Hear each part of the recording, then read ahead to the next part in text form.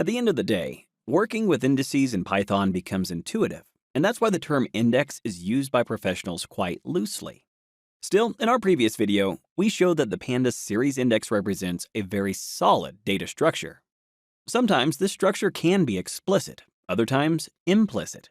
In this lecture, we will clarify the distinction between the two types. In addition, we will introduce the technical terms label-based indexing and position-based indexing. So, let this be our starting point. Consider the index of the Series A object. It is composed of consecutive whole numbers starting from 0 and ending with a number equal to the number of values in our series minus 1. Since we have stored 5 values in this object, the index runs from 0 to 4. By referring to the index attribute, we see that this isn't just an index, but a range index. This means that the values of the index are the same as the numbers of a sequence generated by the range function, with a start value of 0, a stop value equal to the number of elements stored in the series, and a step value of 1. It is crucial to understand this type of indexing. I realize that this could be a challenge for you, as it seems a bit tricky. So, what you must remember is that the numbers from this index, which have been displayed on the left, refer to a position within the ordered sequence, displayed on the right. That's why, when the index of our series is a range index object, we observe position-based indexing. You can also call it zero-based indexing. There is another feature of this type of indexing that might seem strange at first. Take the number 20, for instance. It is in the second position of our series.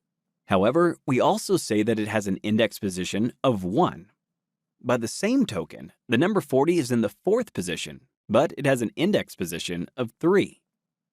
To avoid any confusion between the two phrases, we should try to predetermine which figure we would use and stick with it.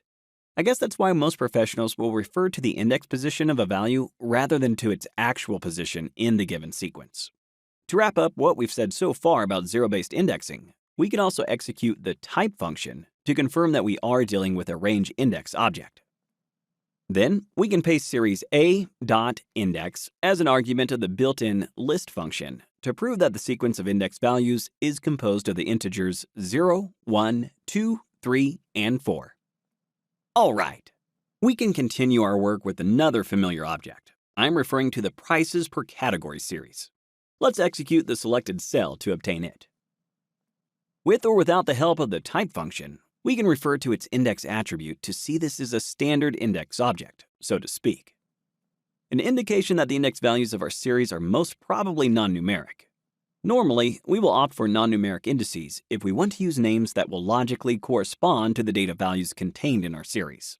Such names are called labels, and this is the reason why the type of indexing we have in prices per category is referred to as label-based indexing. Great!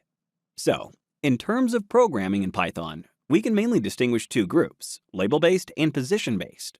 When you think of it from an analytical perspective, though, you must be aware that we can also have explicit and implicit indexing. In prices per category, we used a dictionary to create the series and its keys became index labels. This means that we have explicitly specified our index, hence the phrase explicit indexing. However, there may be situations in which you won't be working with labels. This doesn't mean that you can keep coding without an index, though. If the user doesn't specify an index, Pandas will immediately attach the default zero-based indexing to their object. This way, they can refer to the object's values via their positions. That's why, in Series A, we observe implicit indexing. Remember that this will always be the default numeric index. As we scroll up, you can see that we have not been specific about the index of Series A while creating it, and yet we have implicit indexing. I hope what we've seen so far in this video has made the conceptual difference between explicit and implicit indexing in Python much clearer. In the next lecture, we will reinforce what you've learned here by applying indexing to different scenarios. Thanks for watching.